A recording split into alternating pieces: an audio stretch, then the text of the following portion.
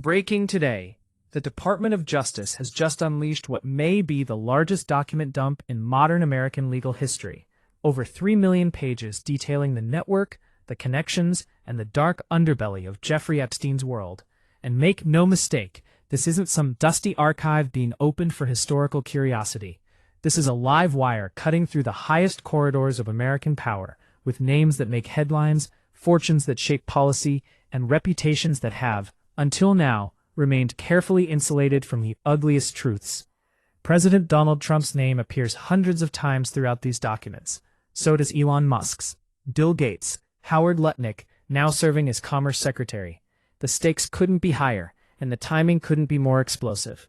For years, Americans have been told to trust the process, to believe that justice moves slowly but surely, that the powerful are held to the same standards as everyone else. But these files tell a different story. They tell the story of a system that protected, enabled, and in some cases actively concealed the activities of a man whose crimes against children were so systematic, so brazen, and so well connected that his death in a federal jail cell raised more questions than it answered. Now, as these documents flood into public view, we're forced to confront an uncomfortable reality. How many people knew? How many people participated? How many people looked the other way, because it was easier, more profitable, or politically expedient to do so? This isn't just about Jeffrey Epstein anymore. This is about whether American justice can survive contact with American power. This is about whether the same country that prosecutes street-level criminals with ruthless efficiency can muster the courage to hold billionaires, presidents, and tech moguls accountable for their proximity to a predator. The American public deserves answers, and these 3 million pages represent the most comprehensive attempt yet to provide them. But here's what you need to understand right from the start. This release isn't happening in a vacuum. It's happening at a moment when trust in American institutions is at historic lows, when conspiracy theories have metastasized from fringe corners of the internet into mainstream political discourse, when the line between verified fact and weaponized disinformation has never been more blurred. The Epstein case has always been a magnet for wild speculation, for theories that range from plausible to absurd. And this massive data release will inevitably feed both legitimate investigation and paranoid fantasy. Our job, your job as an informed citizen, is to separate signal from noise, to understand what these documents actually reveal versus what people want them to reveal, and to demand accountability based on evidence, not innuendo.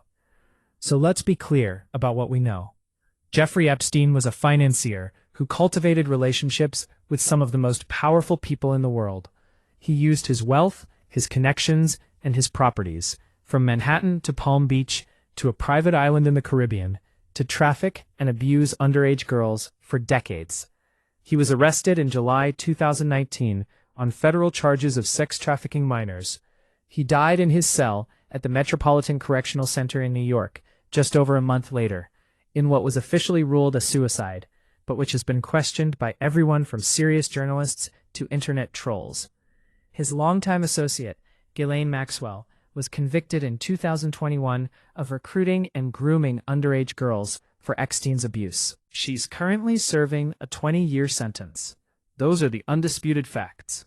Everything else, the full scope of Epstein's network, the extent of complicity among his famous friends, the possibility that intelligence agencies used him as an asset, the question of whether justice was deliberately obstructed, has been the subject of lawsuits, investigations, and endless speculation. Until now, most of that speculation has been based on fragments, flight logs, black book entries, witness testimony in civil cases, leaked photos. Now we have 3 million pages. Now we have FBI summaries. Now we have documented references to sitting presidents, cabinet members, and the world's richest men. Now, the conversation changes. Let's start with what the Department of Justice has actually released, and why this matters so profoundly for American accountability. These aren't carefully curated press releases or sanitized summaries. This is raw investigative material. FBI interview notes, financial records, travel logs, correspondence, tips called into hotlines, and investigative summaries that agents compiled as they tried to map the full extent of Epstein's operation. The sheer volume is staggering. 3 million pages would take a single person reading 8 hours a day, roughly 23 years to get through. This is a deliberate information overload, and whether that's transparency or obfuscation depends on how you look at it. On one hand, the government is making available virtually everything they compiled. On the other hand, releasing this much material all at once guarantees that it will take months or even years for journalists, researchers, and the public to fully digest what's here. Important revelations will be buried in the noise, patterns will take time to emerge, and by the time we have a comprehensive understanding of what these files reveal, the news cycle will have moved on, the political landscape will have shifted, and the pressure for accountability may have dissipated. But here's what's already emerging, and it's damning. President Trump's name appears hundreds of times throughout these documents. Now, before we go further, let's acknowledge the complexity here. Trump has been in the public eye for 4 decades. He was a New York real estate developer and celebrity who moved in the same social circles as Epstein during the 1990s and early 2000s. There are photos of them together at parties. There are quotes where Trump called Epstein a terrific guy who enjoyed the company of beautiful women on the younger side. All of this has been public knowledge for years. Trump has also claimed that he had a falling out with Epstein, banned him from Mar-a-Lago, and cooperated with investigators looking into Epstein's activities. So the question isn't whether Trump knew Epstein, he clearly did. The question is, what was the nature of that relationship, and do these newly released FBI summaries contain evidence that Trump was involved in Epstein's criminal activities? The documents include graphic, anonymous tips that were called into FBI hotlines regarding Trump's past ties to Epstein. These are not verified allegations. These are tips, some of which came from individuals who may have had credibility, others which may have been motivated by political bias or personal grudges. The FBI receives thousands of tips on high-profile cases, and most of them lead nowhere. But here's what makes this different. These tips were serious enough that FBI agents documented them, investigated them, and included them in their case files. And while Trump has consistently and vehemently denied any involvement in illegal activities related to Epstein, the existence of these documented FBI summaries means that federal investigators took the allegations seriously enough to preserve them as part of their investigative record. What do the tips allege? The documents contain descriptions of alleged behavior at Epstein's properties, claims about Trump's presence at events where underage girls were present, and assertions from anonymous sources claiming direct knowledge of inappropriate conduct. None of this has been proven in court. None of this has resulted in criminal charges against Trump. But it's now part of the historical record, and it raises urgent questions about what investigators knew, when they knew it, and why no charges were ever brought. If these allegations had merit, why wasn't Trump prosecuted? If they were baseless, why were they documented so extensively? And if the truth lies somewhere in between, if Trump was present in spaces where illegal activity occurred, but wasn't directly involved, what does that say about the culture of enablement that surrounded Epstein? Then there's Elon Musk, the world's richest man and arguably the most influential private citizen in American politics right now. Musk's name appearing in these documents is significant because he has positioned himself as an outsider, a disruptor, someone who challenges establishment corruption. Yet here he is, documented in connection with a man who represented the absolute worst of establishment corruption. What was the nature of Musk's relationship with Epstein? According to reporting that predates this document release, Musk met with Epstein on multiple occasions, including at Epstein's Manhattan townhouse. Musk has claimed these meetings were brief, that he found Epstein creepy, and that he cut off contact. But the documents may reveal more about the frequency, duration, and purpose of these interactions. Did Musk seek Epstein's advice on financial matters? Was Epstein trying to cultivate Musk as a client or connection? And most importantly, did Musk have any knowledge of Epstein's criminal activities during the period they were in contact? Bill Gates presents perhaps the most documented case of Epstein association among the tech elite. Gates met with Epstein numerous times after Epstein's 2008 conviction for soliciting prostitution from a minor, a sweetheart plea deal that has since been widely condemned as a miscarriage of justice. Gates has admitted these meetings occurred, and claimed they were focused on philanthropy, specifically on getting Epstein to help facilitate donations to global health initiatives. But reporting from outlets like the New York Times revealed that Gates's relationship with Epstein was more extensive than initially disclosed, that it contributed to tensions in Gates's marriage, and that it involved late-night meetings and flights on Epstein's private jet. The question Americans are asking is simple. Why would one of the world's most prominent philanthropists repeatedly meet with a convicted sex offender? What could Epstein possibly offer that Gates couldn't obtain through legitimate channels? And if Gates was truly naive about Epstein's ongoing activities, what does that say about the due diligence conducted by someone with virtually unlimited resources? Howard Lutnick, now serving as Commerce Secretary in Trump's administration, also appears in these documents. Lutnick is the CEO of Cantor Fitzgerald, a financial services firm that suffered devastating losses during the September 11th attacks. He's a respected figure in American finance and has been a major Republican donor. His connection to Epstein raises questions about Wall Street's relationship with the disgraced financier. Epstein presented himself as a financial wizard with exclusive access to the ultra-wealthy, but serious questions have always existed about the source of his wealth and whether his financial operations were legitimate. Did Lutnick have business dealings with Epstein? Were there financial transactions that should have raised red flags? And more broadly, how did Wall Street continue to do business with a man whose criminal behavior was an open secret in elite circles long before his arrest? These are not abstract questions. These are questions about power, access, and accountability in America right now. When a sitting president, a commerce secretary, the world's richest man, and one of the world's most prominent philanthropists all have documented connections to a sex trafficker, it's not enough to accept bland denials and move on.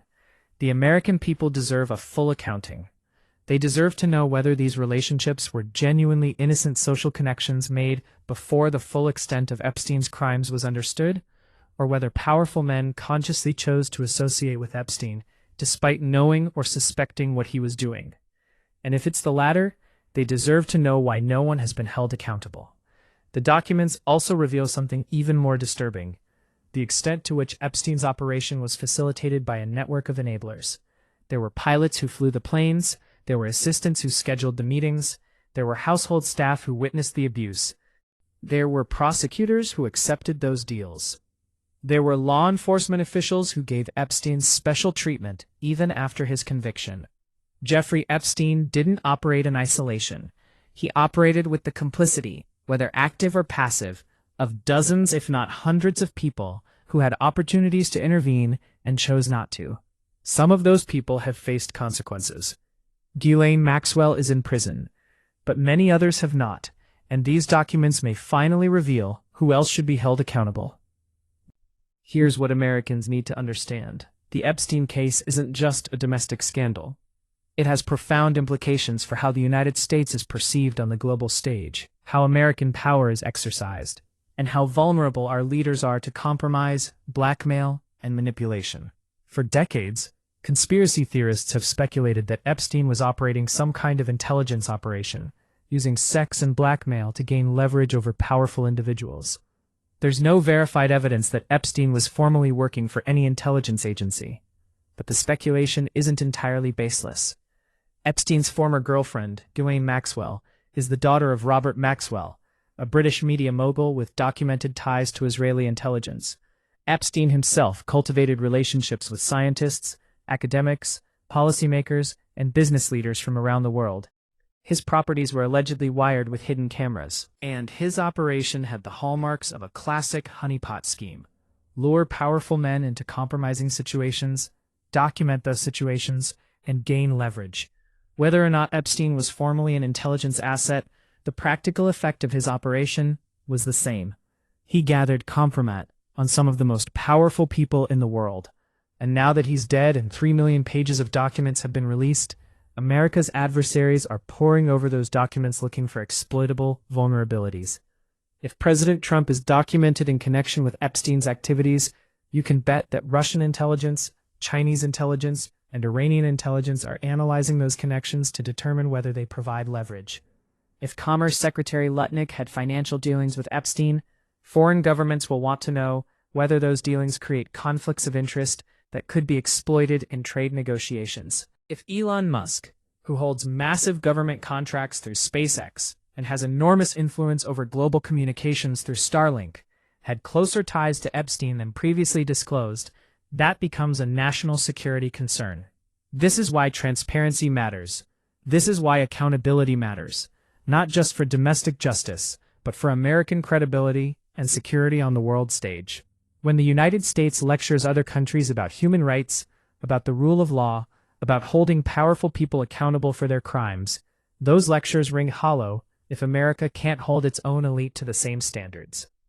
When Chinese officials point to American hypocrisy, when Russian propaganda highlights American corruption, when adversaries seek to undermine faith in democratic institutions, the Epstein case provides them with ready-made ammunition. Look at America, they say. Look at how their billionaires can traffic children with impunity. Look at how their presidents cavort with criminals. Look at how their justice system protects the powerful while punishing the poor. And they're not entirely wrong. The 2008 plea deal that allowed Epstein to serve just 13 months in a county jail on a work release program, despite federal prosecutors documenting crimes that should have resulted in life imprisonment, was orchestrated by Alexander Acosta, who later served as Trump's Secretary of Labor. Acosta resigned in 2019 when the details of that plea deal became a public scandal, but he was never charged with any wrongdoing. The fact that a federal prosecutor could engineer such a sweetheart deal for a serial child abuser and then be rewarded with a cabinet position tells you everything you need to know about how power works in America. And it tells our allies and adversaries that American justice is, at least sometimes, for sale. Our allies are watching this too. European governments have their own Epstein connections to grapple with. Prince Andrew's association with Epstein led to his effective exile from public royal duties in the United Kingdom. French authorities have investigated Epstein's activities in Paris. But America's allies are also concerned about what these revelations mean for U.S. leadership stability. If a sitting American president is engulfed in a major scandal related to a sex trafficking case, it affects NATO planning, it affects trade negotiations, it affects intelligence sharing. Foreign governments need to know that their American counterparts are focused on strategic priorities, not on managing domestic political crises. And they need to know that the Americans they're dealing with aren't vulnerable to blackmail or compromise based on past associations. This is the global ripple. Epstein's crimes were committed primarily against American girls, but the consequences of his operation and its exposure reverberate far beyond American borders. They affect American soft power, American credibility, and American security. When the President of the United States is documented hundreds of times in FBI files related to a sex trafficking investigation, that's not just a domestic political problem. That's a geopolitical vulnerability, and America's adversaries will absolutely seek to exploit it. So where does this leave us?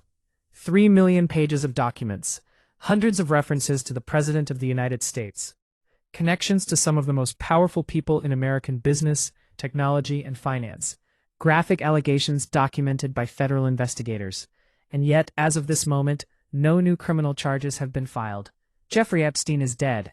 Ghislaine Maxwell is in prison. And everyone else who was part of that network, everyone else who enabled those crimes, everyone else who looked the other way or actively participated, remains free. This is the central question Americans must confront. Is this justice?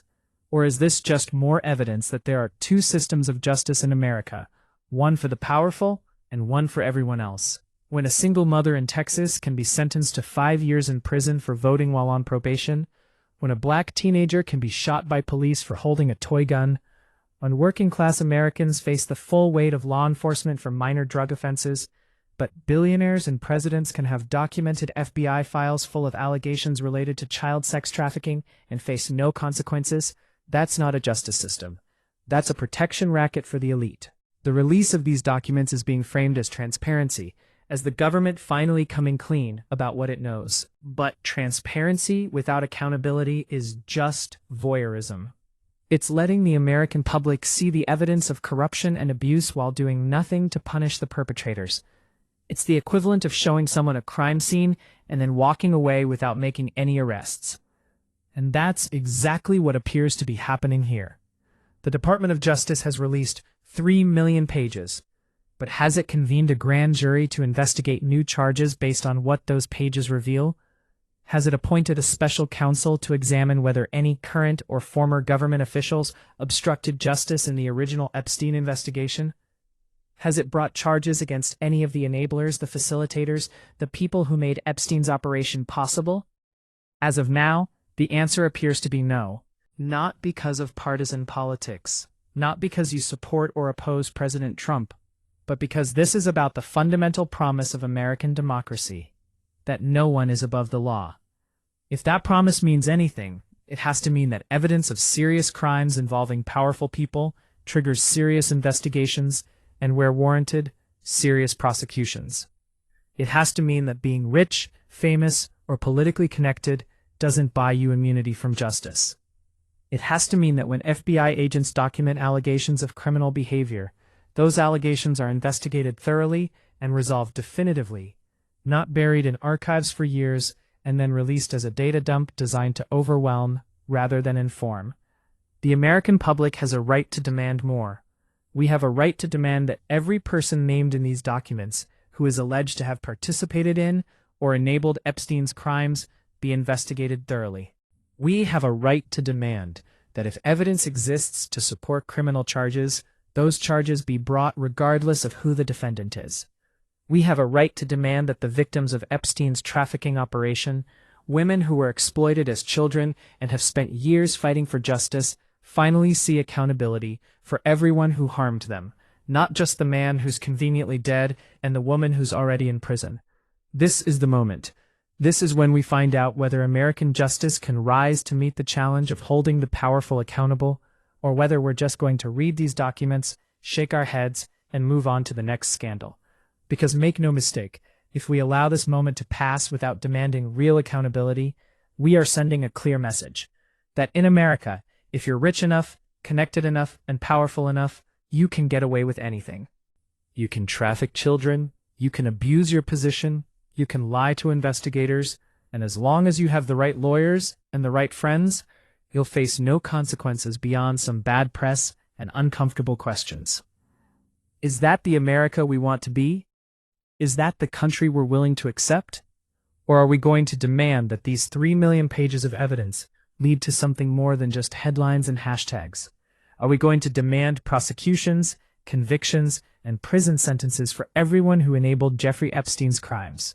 Are we going to demand that the FBI, the Department of Justice, and every law enforcement agency involved in this case explain why it took so long to release this information, why more wasn't done while Epstein was alive, and why so many people who should have been charged never were?